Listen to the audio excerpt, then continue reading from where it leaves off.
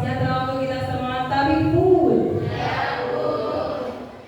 Yang saya hormati Bapak Kepala Sekolah UPTD SDN 3 Tegal Kecamatan Timur, yang mewakili Bapak Surahman SPSD, dan yang saya hormati sebagai narasumber kita hari ini Ibu Vika Rahmawati SPD, dan yang saya hormati Bapak Ibu Dewan Guru UPTD SDN 3 Tegal Kecamatan Timur.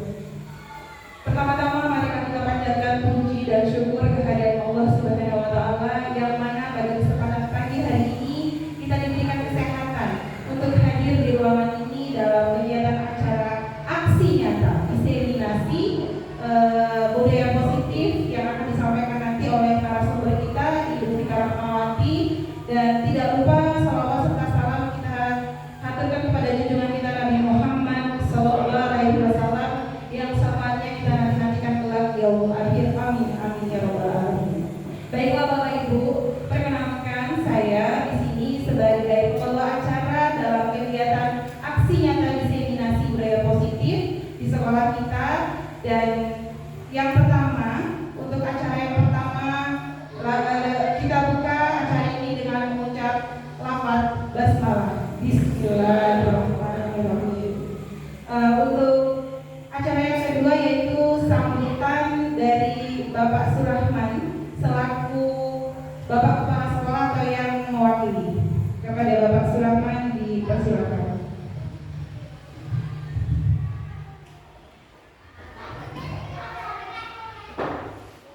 Terima kasih. Assalamualaikum warahmatullahi wabarakatuh. Yang kami hormati Ibu Vika Rahmawati selaku calon guru pembelajaran sekaligus yang akan memberi materi pada kesempatan pagi hari ini. Yang kami hormati ibu-ibu guru SDN 3 Tegal.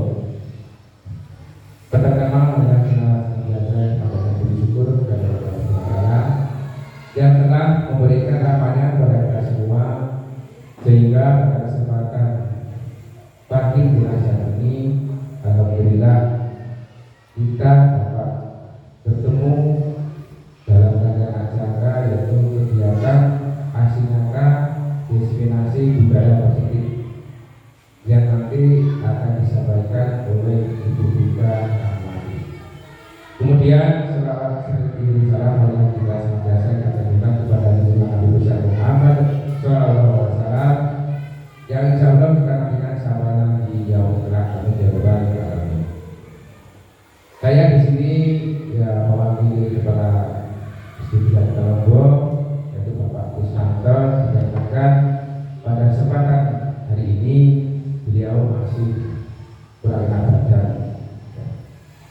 Mudah-mudahan kita bersama, mudah-mudahan Bapak Krisnanto tetap diberi sebuah kesehatan.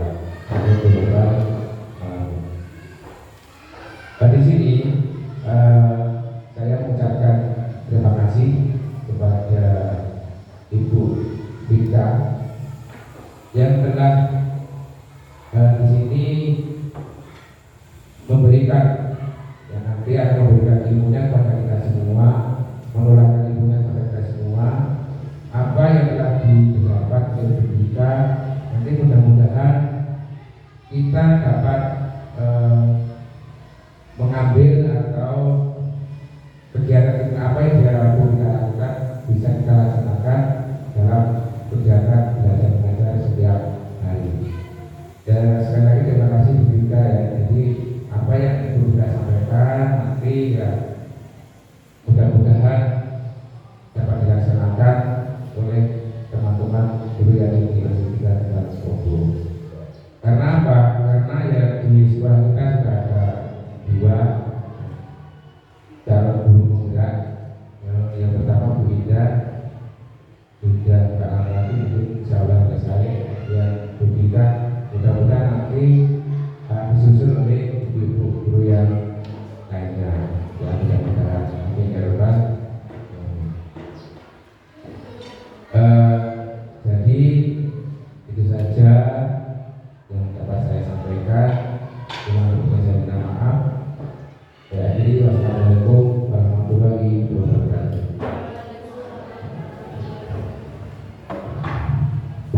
diucapkan banyak terima kasih kepada Bapak Sulaiman atas sambutan yang sudah diberikan dalam acara pagi hari ini, dan meningkat ke acara selanjutnya yaitu acara inti tentang materi diseminasi diseminasi budaya positif yang akan disampaikan oleh Ibu Fika Rahmawati SPD. Kepada Ibu Fika Rahmawati disilakan.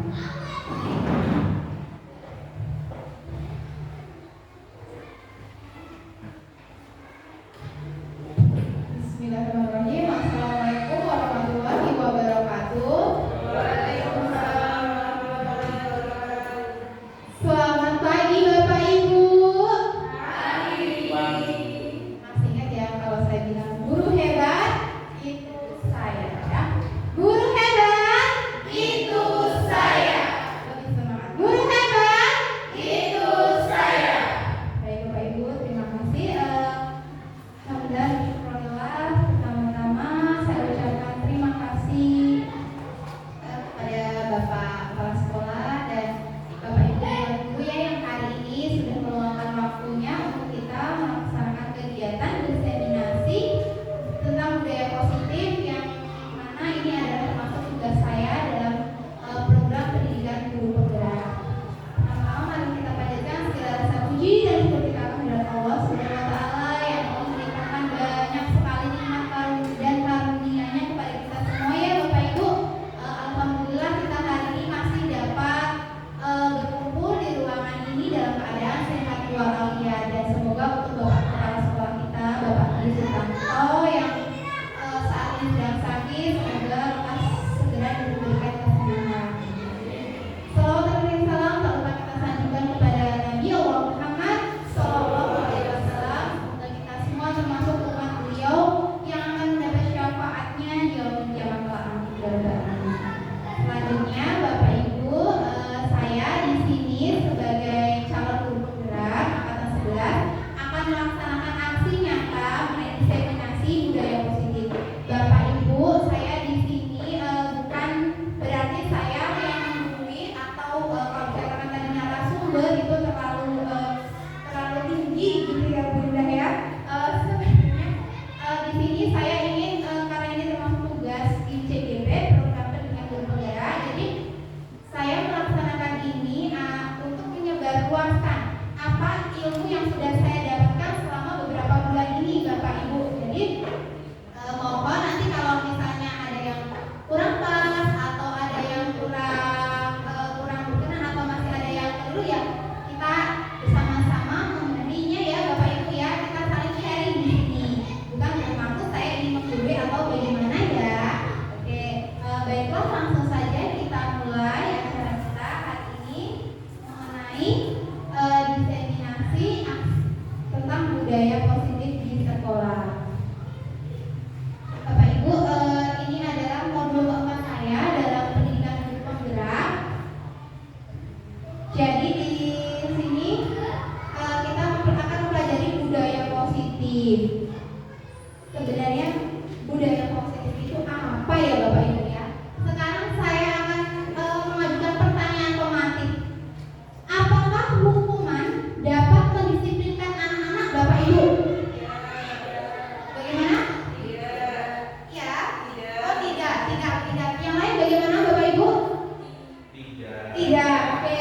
Yang kedua, apakah pemberian hukuman dengan hal positif seperti membaca atau membersihkan halaman sekolah itu dapat meningkatkan disiplin anak? Bagaimana menurut Bapak Ibu? Iya Bu, iya. Karena kita masih sering seperti itu ya Bapak Ibu ya. Ya.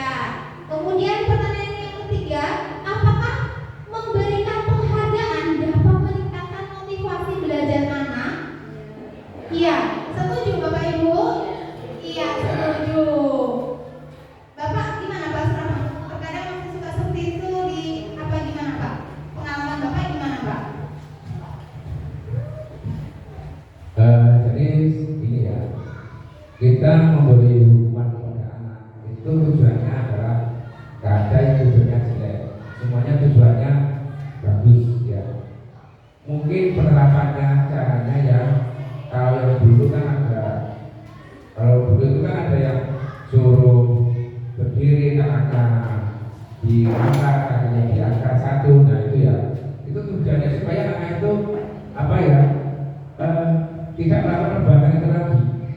Tapi ternyata hukuman seperti itu ya ada positifnya. Positifnya itu anak itu dengan bapak ibu guru merasa enggak, merasa agak sedikit agak rasa takut gitu loh ya. Takut tapi bukan takut terus dia guru lagi, tidak ya. Dia sangat menghargai bapak ibu gurunya ya. Ini kalau dulu seperti itu. Mungkin kalau sekarang diterapkan itu tidak bisa, karena ini sesuai dengan perkembangan zaman. Anak sekarang ini kalau diberi hukuman yang kira-kira agak menyakitkan anak, ya seperti suruh lari, suruh apa itu, dia malah di dalam hatinya ada rasa dendam, itu ya. Nah, rasa dendam tuh malah gimana rasanya itu malah kece gitu loh ya. Ya mungkin kalau hal itu nggak bisa diterapkan seperti sekarang ya, kita mencari solusi yang lain ya, seperti tadi itu ya, memberi penghargaan dapat meningkatkan motivasi belajar. Bahkan banyak sekali ya penghargaan yang berupa apa ya, kalau kita sedikit ada misalnya nih ya, ada beri hadiah misalnya kayak seperti kemarin pernah ya, apa jajan atau gimana, hadiah berupa pensi, buku dan sebagainya, itu memberi motivasi. Tapi kalau hukuman itu sebenarnya aja, hukuman disuruh membersihkan halaman, itu positif nggak apa-apa ya. Kita beri hukuman anak, tolong ini bersihkan karena dia terlambat misalnya, itu nggak apa-apa ya, karena itu juga melatih untuk anak untuk selalu menjaga kebersihan. Itu Bu ya. Yang penting intinya tidak menyakiti anak kita ya. Terima kasih Bapak Sulaiman, kita kasih aplaus untuk Pak Sulaiman. Oke, terima kasih Pak. Itu menurut Bapak ya Pak ya. Oke. Ya, selanjutnya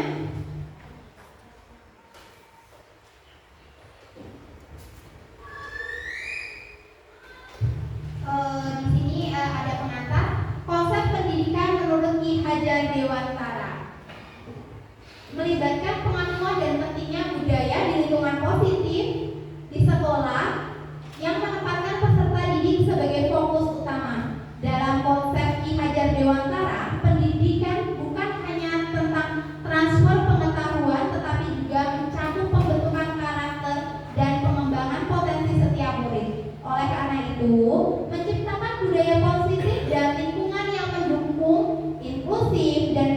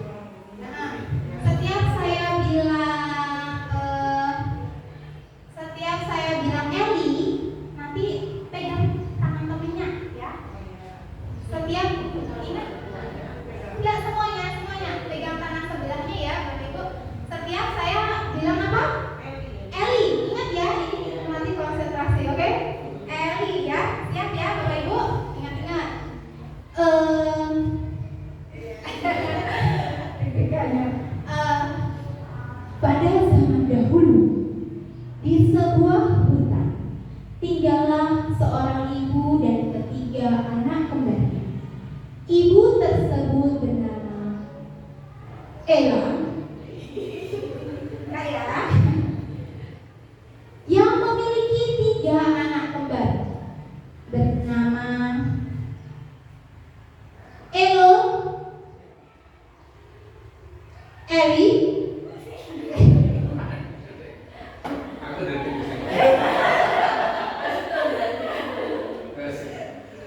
kemudian Elu. Sudah lepas. Suatu hari Elu, Eli, dan Elo pergi bermain. Saat mereka sedang asik bermain, tiba-tiba Eli terjatuh. Dan Ella kemudian menolongnya. Tapi Eli tetap menangis. Sudah cukup, terima kasih. Saya ingin melihat konsentrasi Bapak Ibu dan konsentrasi yang sudah mengikuti kegiatan kita hari ini ya Bapak Ibu. Tepuk tangan dong yang lebih semangat buat kita. Terima kasih. Masih semangat ya Bapak Ibu? Masih. Oke. Yang pertama, poin yang pertama tentang pembelajaran dengan paradigma baru.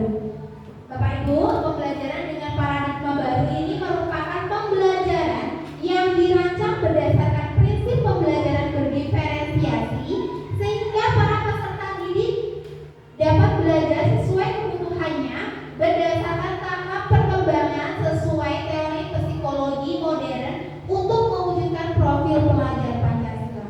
Bapak Ibu, apakah masih ingat profil pelajar Pancasila itu ada berapa? Oh, ada 6 Bu Umi. Apa saja Ibu Umi? Mungkin bisa disebutkan. Setahu saya itu profil pelajar Pancasila itu ada 6. Mungkin nggak urut ya. Beriman dan bertakwa kepada Tuhan Yang Maha Esa dan berakhlak mulia. Kemudian berpikir kritis, mandiri, kreatif, gotong royong, dan berkebinekaan global. Tahu saya seperti itu. Iya, betul sekali Ibu Umi. Terima kasih Bu. Oke, jadi profil pelajar Pancasila ini sudah tidak asing lagi di telinga kita ya Bapak Ibu. Sering sekali kita sudah setiap hari bahkan menjadi makanan kita bahwa kita itu ingin menjadikan peserta didik kita memiliki berkarakter profil pelajar Pancasila. Oke, next. Ini adalah miskonsepsi tentang teori kontrol. Bapak Ibu, kita sebagai guru ini adalah terkadang kita memiliki ilusi. Ilusi yang pertama adalah ilusi bahwa guru itu mengontrol murid.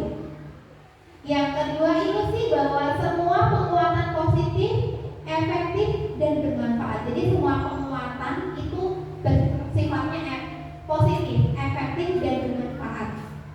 Ilusi yang ketiga adalah kritik dan membuat rasa bersalah itu mampu mengeluarkan karakter dari peserta didik kita. Yang keempat, ilusi bahwa orang dewasa itu berhak memaksa. Benar atau tidak Bapak Ibu? Terkadang kita sebagai guru masih memiliki ini kan ya. Kadang kita sebagai guru masih berpikir bahwa guru itu ya mengontrol murid, betul atau tidak? Betul ya, kita masih suka berpikir seperti itu. Dan ini ternyata kita miskonsepsi. Jadi kita sebenarnya salah Bapak Ibu. Masih kurang tepat apa yang kita lakukan itu. Oke? Apa sih yang harus dilakukan kalau itu tadi masih kurang tepat?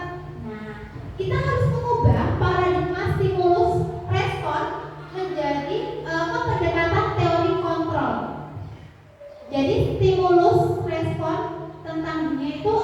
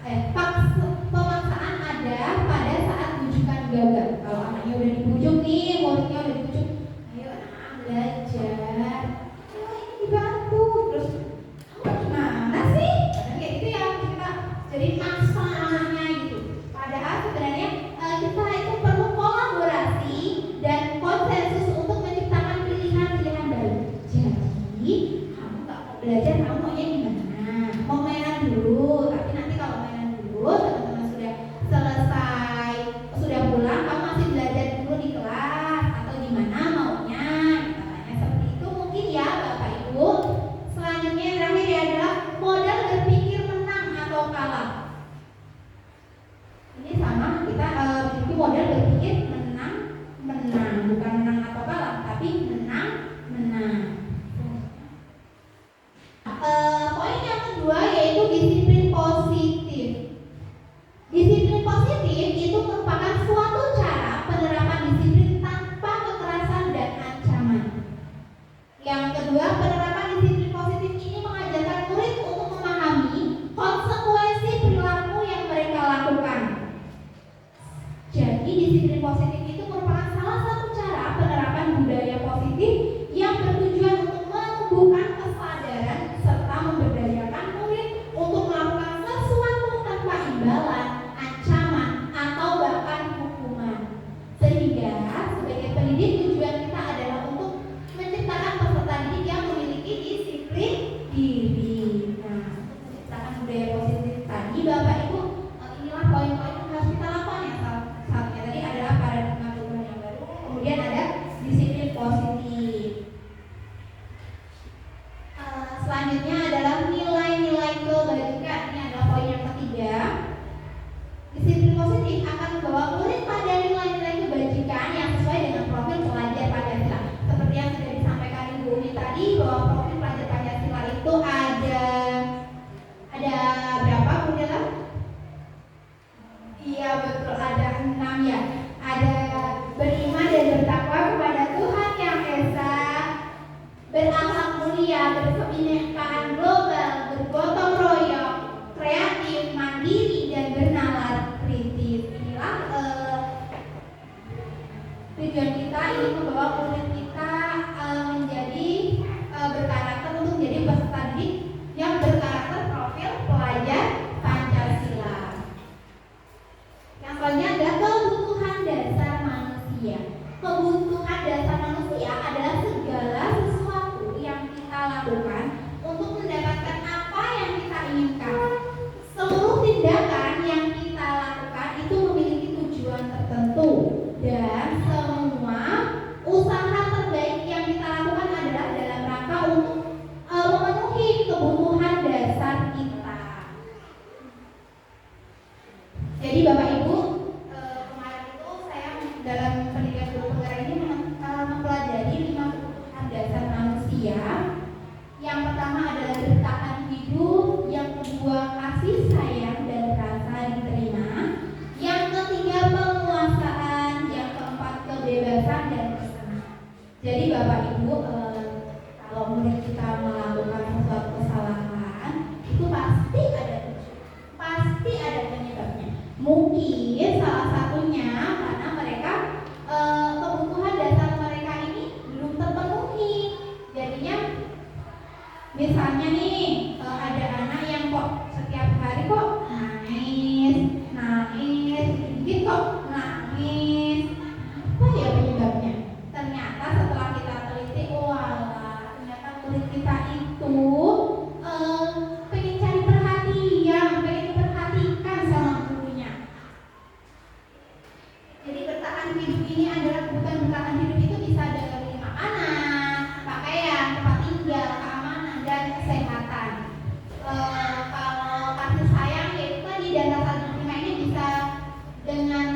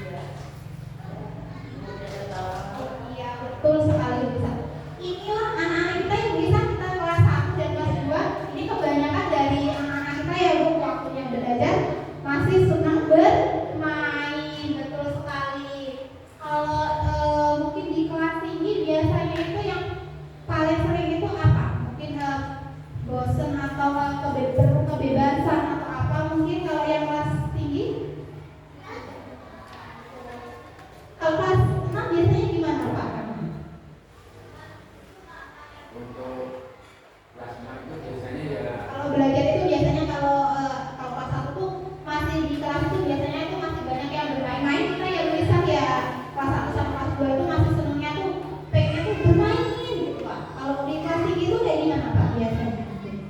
Kelas tinggi juga itu ya perlu juga diselingi dengan ya, untuk kelas tinggi itu gak bisa berbeda dengan kelas 1 2. Itu juga ada sedikit permainan ya. Kalau kita menonton materi hanya bosan, makanya disitu ada perlu ada pembelajaran itu perlu adanya karena diberi tugas kelompok misalnya satu masalah secara berkelompok. Itu adalah salah satu cara supaya anak itu berfokus untuk belajar. Maksudnya dalam pembelajaran itu dia fokus, gak bermain-main. Tapi kalau enggak cuma gurunya yang berbicara terus anaknya nggak diberi tugas untuk berdiskusi secara kelompok atau menyampaikan apa yang telah dia dengar, misalnya kesempatan untuk berkaitan, dia malah bermain-main, itu ya.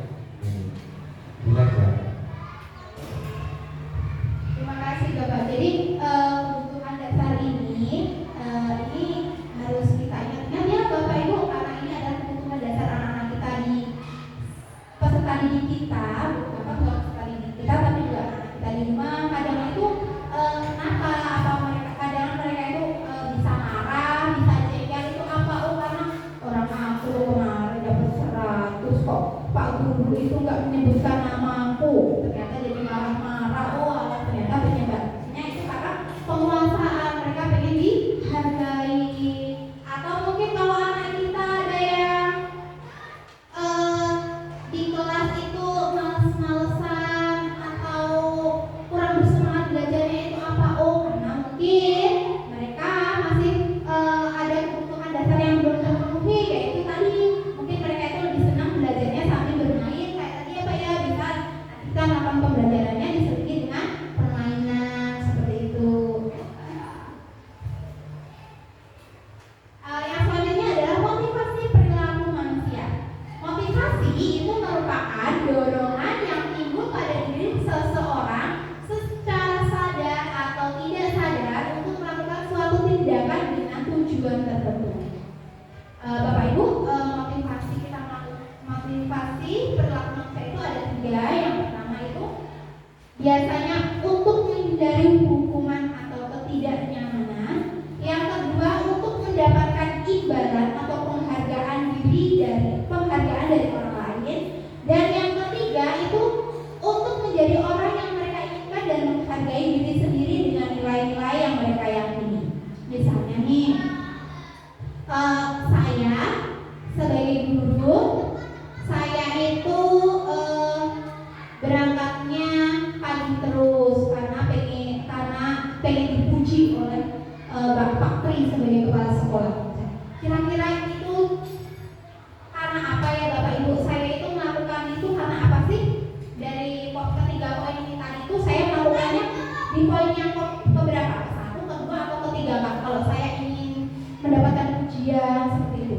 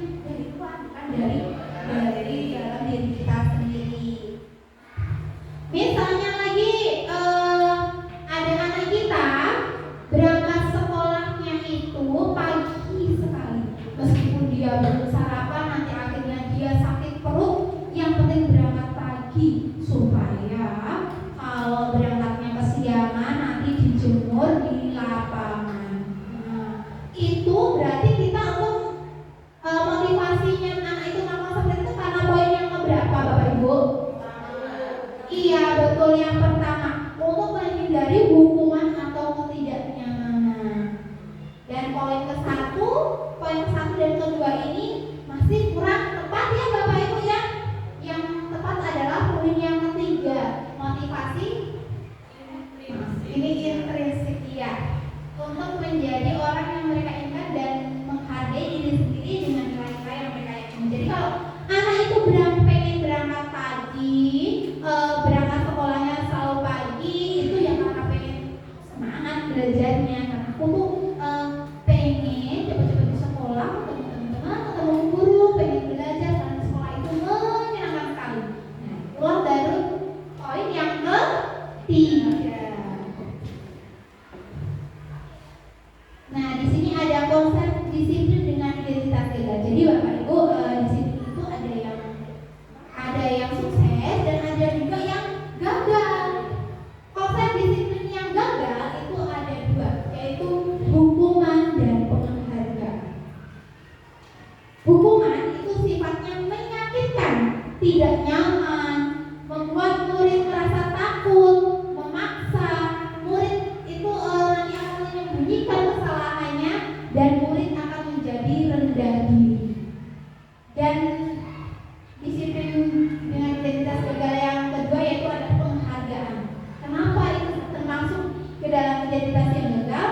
Karena penghargaan itu tidak efektif. Yang pertama, yang kedua merusak hubungan atau sifat iri. Yang ketiga mematikan kreativitas.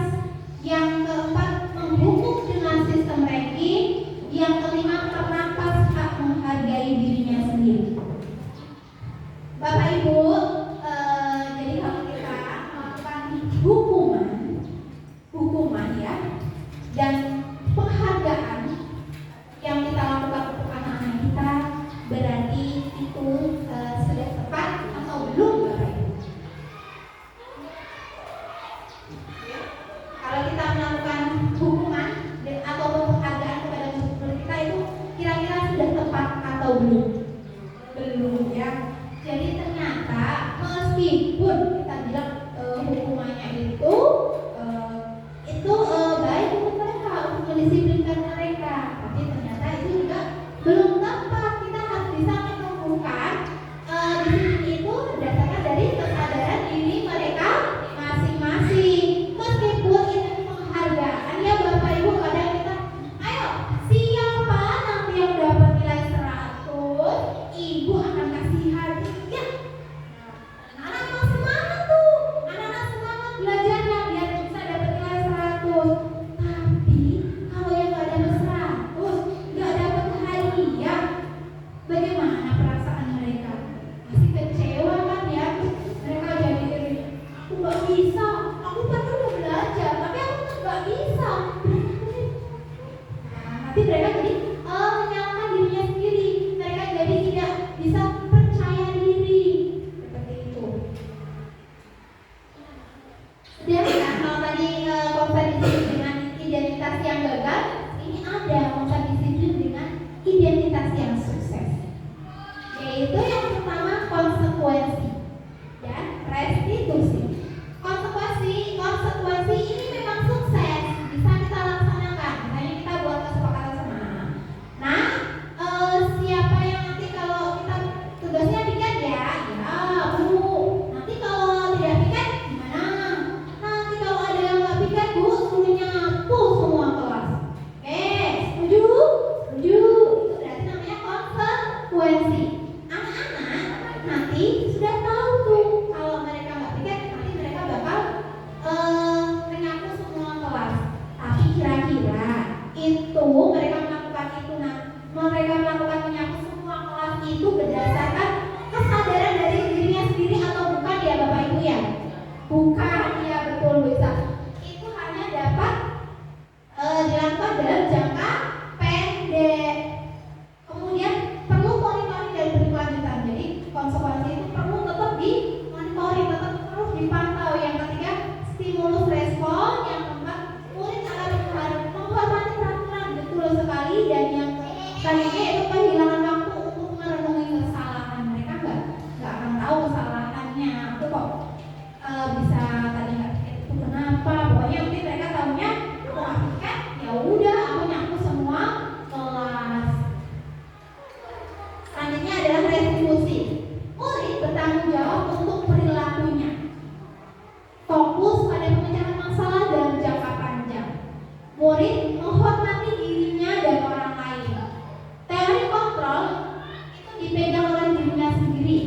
dan murid akan bersemangat memperbaiki kesalahannya.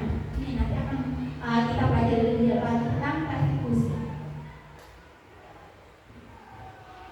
Nah, ini adalah poin yang ke-6, 5 posisi kontrol guru. Nah, sebenarnya kita sebagai guru itu posisi kita ini sekarang ada di mana ya Bapak Ibu? Adakah itu kita sebagai penghukum, sebagai pemantau, sebagai pembuat rasa bersalah, sebagai teman, atau sebagai manajer? Tanyakan pada hati, pada diri Bapak Ibu sendiri, dan Bapak Ibu pasti sudah tahu jawabannya. Jadi selama ini itu saya itu sebagai guru itu posisinya saya itu ada di mana?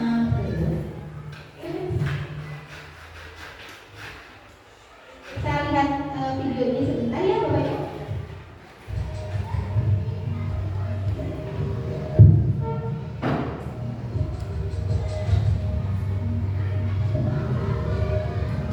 Naren, sini kamu. Selamat pagi Bu. Selalu terlambat. Kamu deh, pasti terlambat. Maaf Bu, saya Apa? Apa coba? Alasan kamu apa lagi? Kapan sih kamu tidak terlambat? Malah sekali ya kamu jadi anak. saya Dasar kelas. Kapok-kapok sih kamu. Sudah berapa kali terlambat? Sana, kamu keliling lapangan basket 2 kali. kenapa saya harus ke lapangan basket Bu? Kenapa? Kamu lawan ibu. Berani-beraninya jawab. Sudah terlambat, masih berani jawab pula. Sekarang, keliling lapangan basket 5 kali sekalian. Biar kapok. Cepat. Pergi sana ke lapangan basket.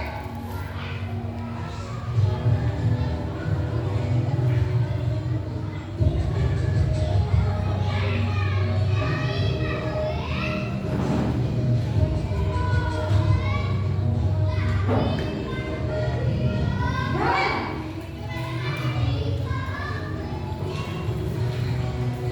Selamat pagi Bu. Naren. Kamu kenapa terlambat lagi, nak? Ya Tuhan, Naren. Kamu senang ya bikin ibu susah ya? Kalau kamu terlambat lagi, nanti ibu yang ditegur bapak kepala sekolah, nak. Disangka ibu tidak bisa membina kamu. Duh, gimana ini? Maaf Bu. Duh, Gusti Naren. Kamu suka ya kalau ibu ditegur bapak kepala sekolah? Terus, sekarang ibu harus tulis apa ini buku absen? Ini kamu sudah sering terlambat loh. Ibu harus apa coba? Maaf Bu. Maaf sekali. Ya sudah, lain kali jangan bikin ibu susah lagi ya nak ya. Ibu tidak akan kuat lagi kalau kamu gini terus. Bisa jantungan kalau ibu ditegur bapak kepala sekolah. Sana cepat, kelas. Maaf ya Bu. Maaf sekali. Posisi membuat rasa bersalah, berbicara dengan nada tenang.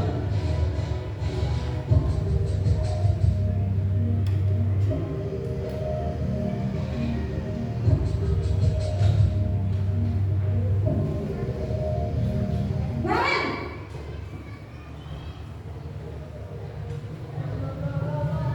Selamat pagi Bu. wah, sudah jam berapa ini nak? Terlambat lagi ya sayang. Iya Bu. Habis ibu saya lupa membangunkan saya Bu. Kamu malah menyalahkan ibu kamu. Kamu bukannya anak yang larinya paling kencang. Kok terlambat sih? Iya Bu. Saya memang terlambat bangun tadi. Jadi biarpun saya lari kencang, tetap gak kekejar Bu. Ya sudah sana. Nanti lain kali larinya lebih kencang lagi ya. Biar gak terlambat lagi. Bikin seneng ibu. Demi ibu. Bisa kan? Bisa Bu. Ya sudah sana masuk kelas. Ibu beresin urusan absen kamu. Kamu ini ada-ada saja.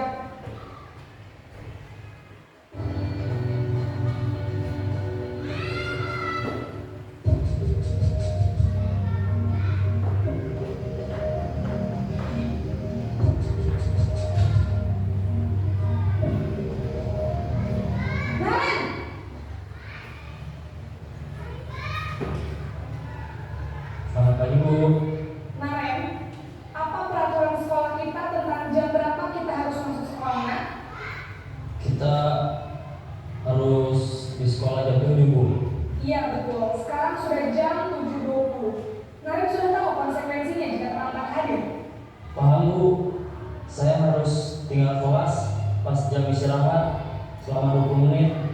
Iya benar, konsekuensinya demikian. Jadi nanti jam 9.30 pas istirahat, kamu harus tinggal di kelas, kerjakan tugas tambahan untuk ketertinggalan kamu, ya? Baik Bu.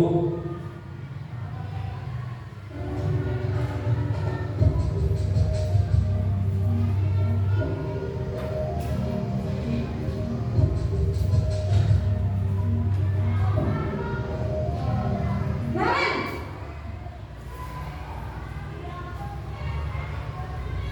Selamat pagi Bu. Selamat pagi Narem. Maaf Bu, saya terlambat.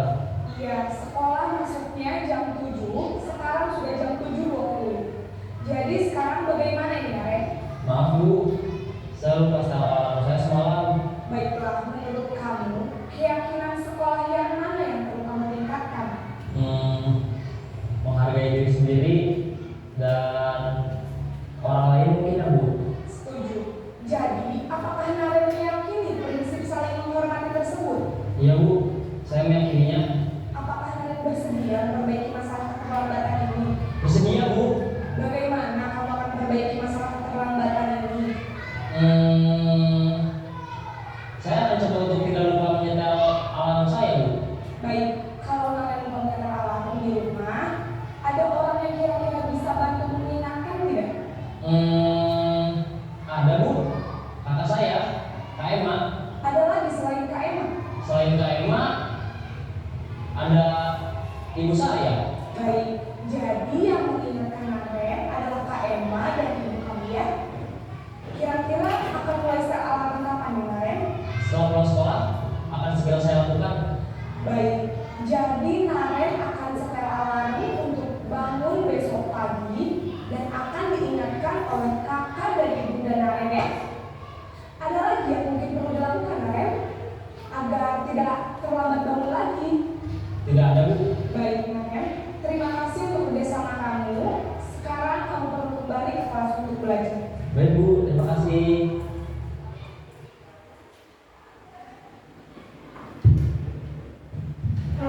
Baiklah, Bapak Ibu, tadi kita sudah melihat tentang posisi kontrol.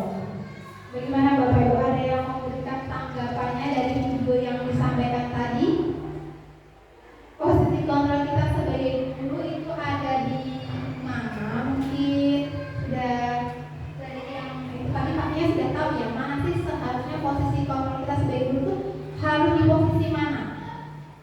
Mungkin ada yang mau menanggapi Bapak Ibu?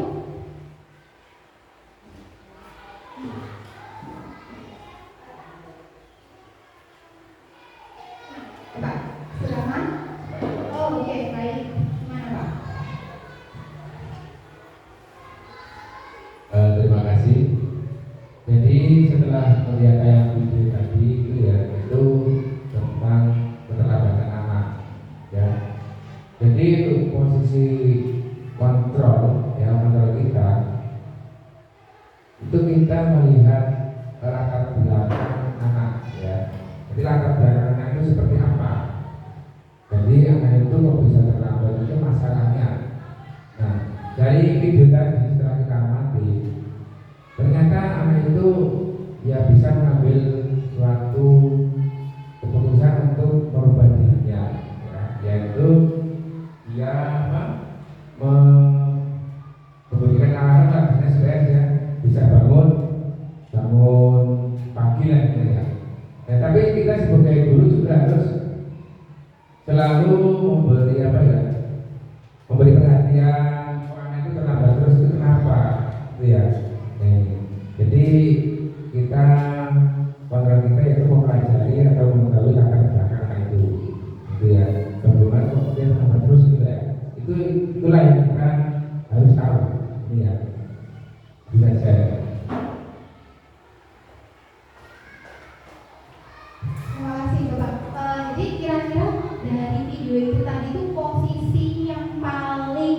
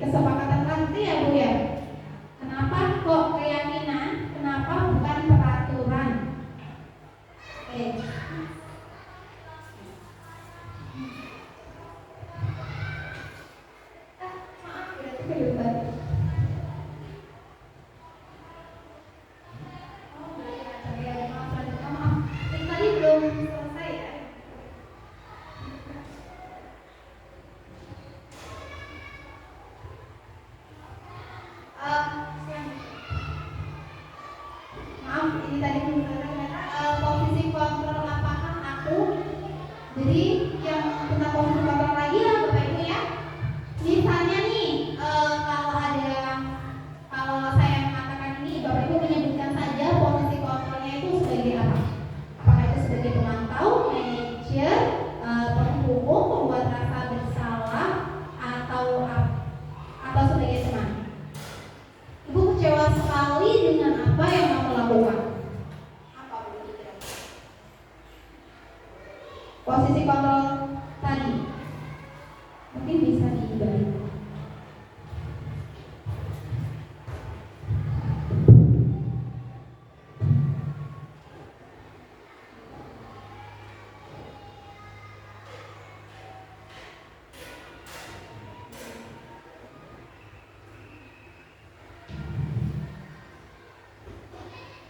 Jadi ini posisi kontrol yang tadi ya Bapak Ibu, ada penghukum, pemantau, teman, manajer, dan membuat rasa bersalah.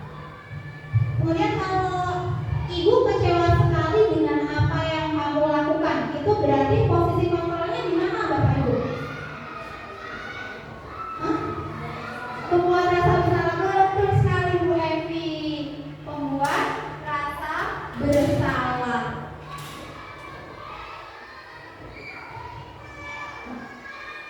Selanjutnya yang kedua, ayolah demi Bapak ya.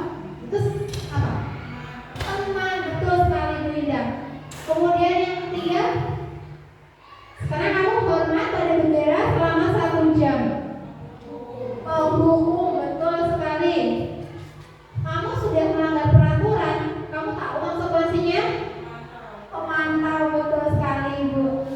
Kira-kira bagaimana kamu akan memperbaiki kesalahanmu? Manajer. Lanjut ke sini ya, tadi tentang poin yang ke-7 yaitu keyakinan kelas. Mengapa keyakinan kelas? Mengapa bukan peraturan kelas?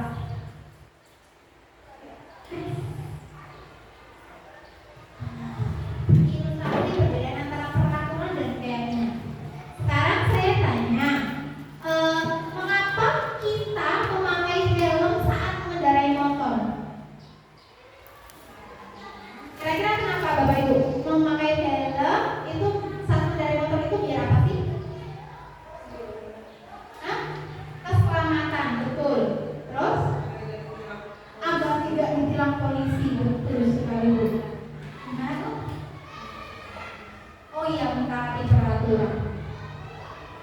Kira-kira Ibu itu mau ke metro, misalnya mau pergi jauh ya, Ibu itu lebih memilih memakai helm itu karena takut ditilang atau untuk menjaga keselamatannya sendiri. Lebih penting mana kira? Menjaga keselamatan. Ibu sadar ya kalau nggak pakai helm mau pergi jauh, nanti kalau apa-apa itu kan untuk melindungi kita ya. Kalau itu berarti itu datangnya dari dalam diri Ibu, bukan karena Ibu merasa takut. Kalau peraturan ini lebih ke sesuatu yang sudah ada aturannya gitu ya. Jadi karena memang kalau tidak pakai helm nanti bisa ditilang kena denda gitu ya.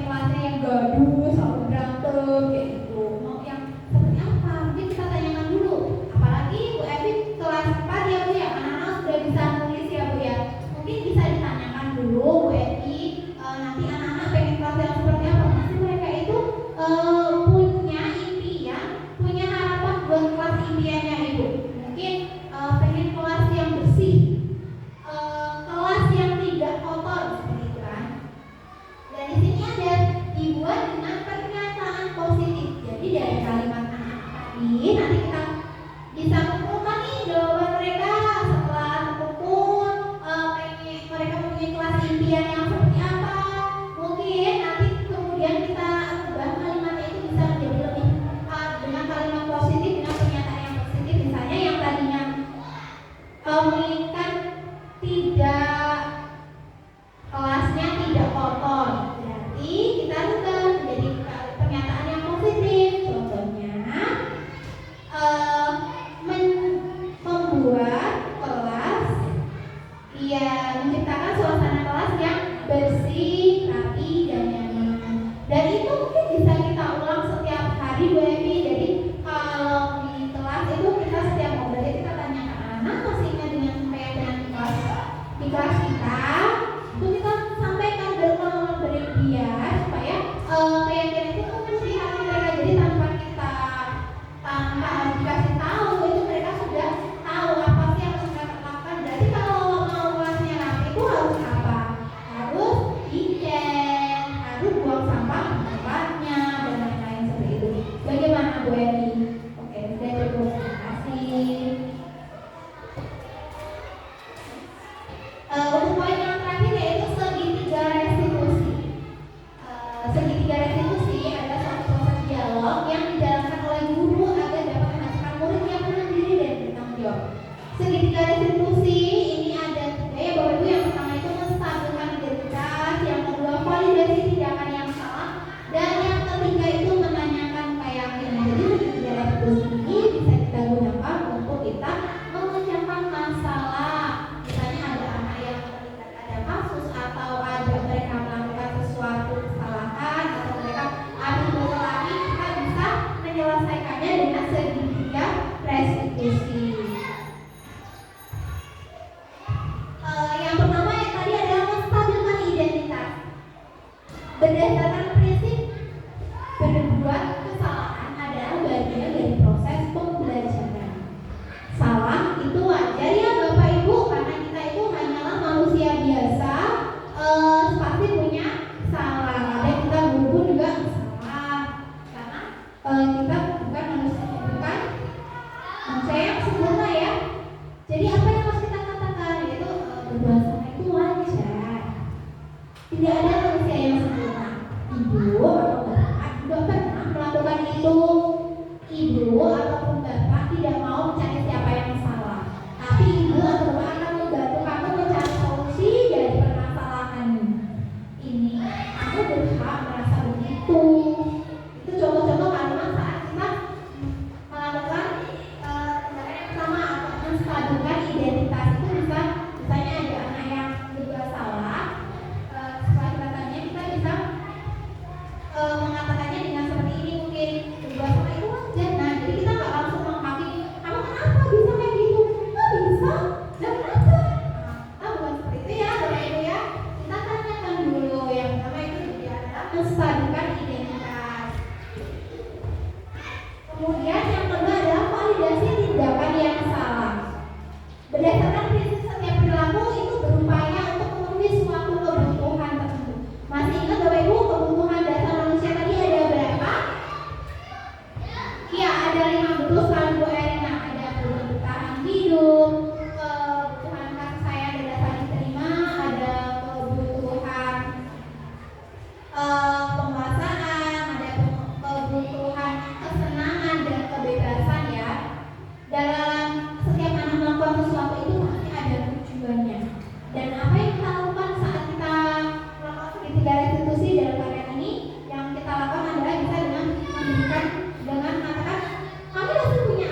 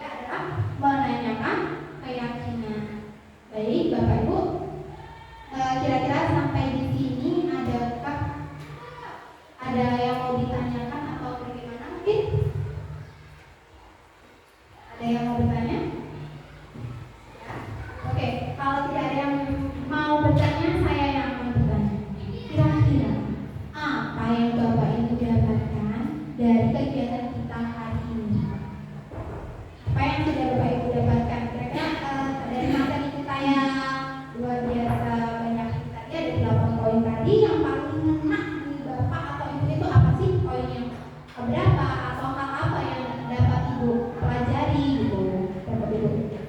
Bu Ida. Baik, banyak sekali ilmu yang kami dapatkan ya Bu ya dari yang barusan Ibu jelaskan, dan yang paling kena itu bagaimana fungsi kontrol kita sebagai seorang guru. Memang sebelumnya kita mungkin sebagai penghukum atau sebagai pemantau ya. Setelah mendengarkan penjelasan dari Bu Vika, jadi kita ternyata posisi kontrol yang terbaik itu adalah sebagai seorang manajer.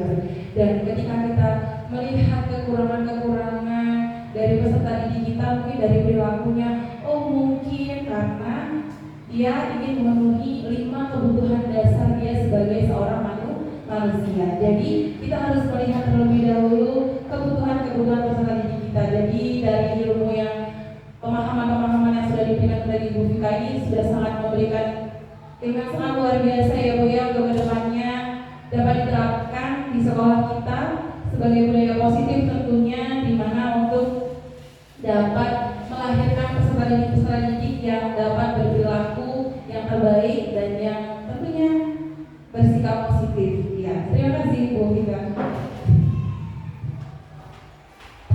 Terima kasih banyak untuk Bunda, tepuk tangan buat Bunda.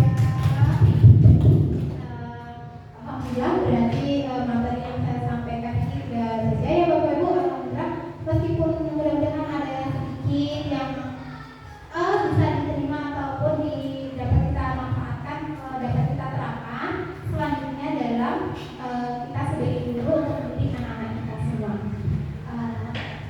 Seperti tadi, mungkin hanya ini yang dapat saya sampaikan tentang diseminasi budaya positif.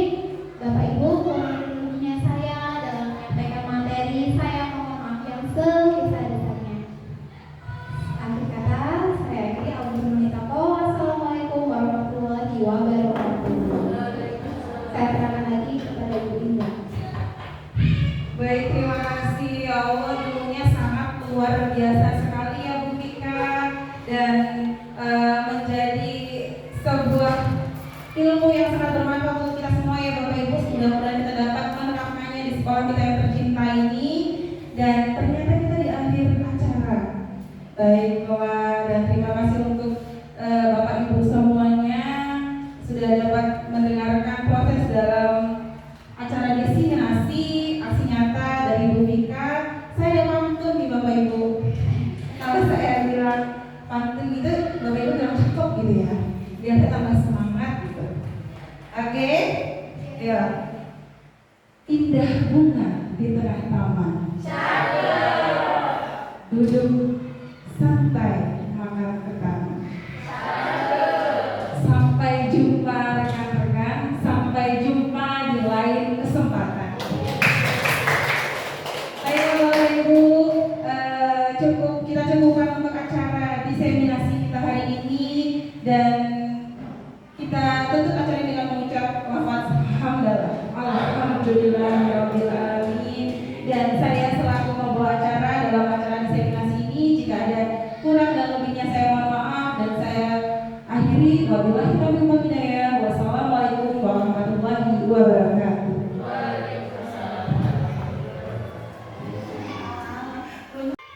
Asya, iya, sudah istirahat, sudah jajan Asya, sudah sini.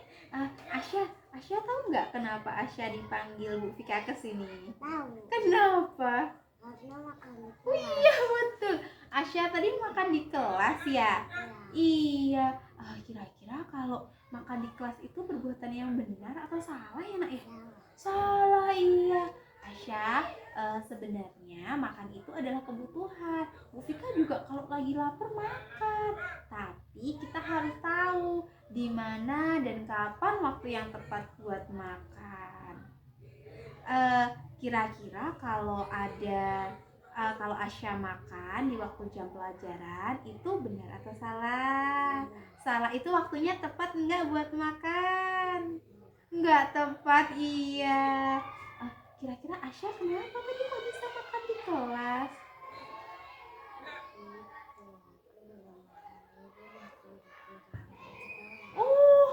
Asya tadi buru-buru berangkat sekolahnya. Kenapa kok buru-buru? Oh, karena biar nggak terlambat. Takut terlambat ya. Emangnya tadi Asya tadi malam tidurnya jam berapa? Jam 9. Bangunnya jam berapa, Nak? Jam 6. Iya. Oke. Tadi Asya tidurnya jam 9, bangunnya jam 6.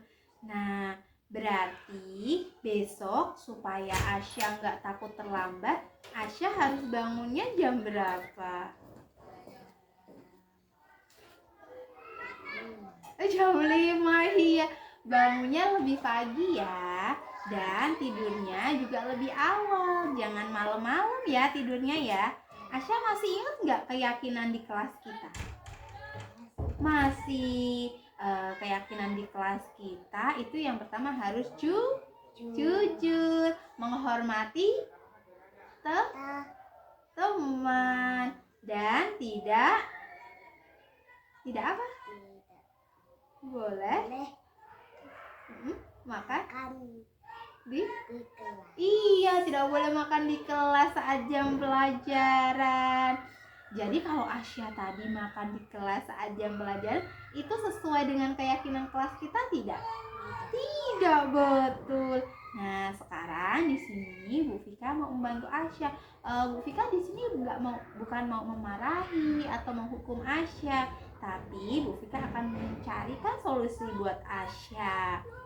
Nah, supaya besok Asya tidak makan di kelas, berarti sebelum berangkat sekolah harus apa dulu? Iya, betul, harus makan, harus sarapan dulu ya. Terus tidurnya harus lebih awal, bangunnya harus lebih pagi. Iya, betul. Kalau kayak gitu, kira-kira Asya kapan mulai mau berubahnya? Mau berubah nggak makan di kelas lagi mulai kapan? Nanti nggak makan di kelas. Hebat sekali. Iya, Bu Vika itu ingin Asya itu jadi anak yang pintar, yang bertanggung jawab. Terima kasih ya sudah mau berubah, sudah mau bertanggung jawab. Terus dulu dong. Iya, terima kasih.